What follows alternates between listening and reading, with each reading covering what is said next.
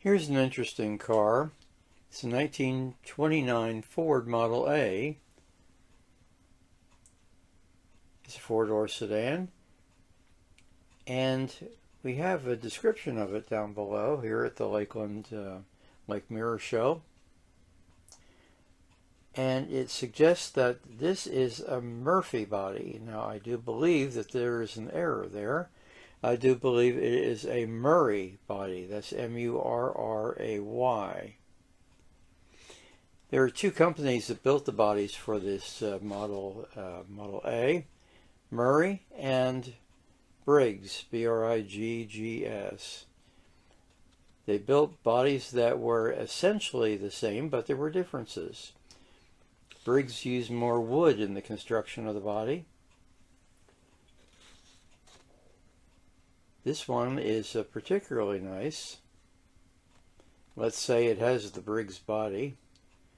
It's a two-tone blue, a dark blue and almost like an aqua, lighter blue color.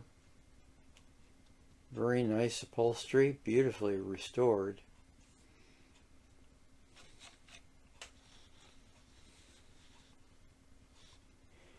It's a very alien idea, isn't it? That somebody else builds almost the whole car, ships it to Detroit, and then Ford puts it on the Ford chassis.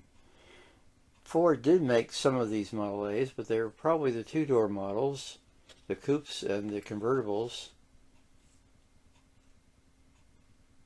Notice this has no trunk built into the car, so it adds one here on that rack in the back.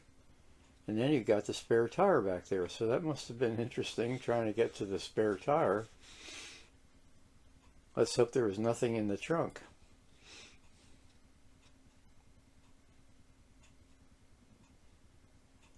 Yeah, the article I read said that the companies like Briggs even did the pinstriping on the, well, they made it complete. And as far as the design of the Model A, it was largely Edsel's work.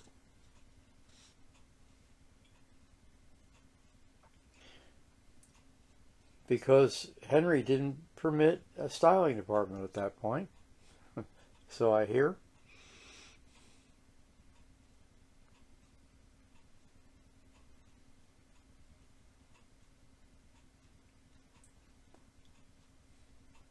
A very prime example of a Model A.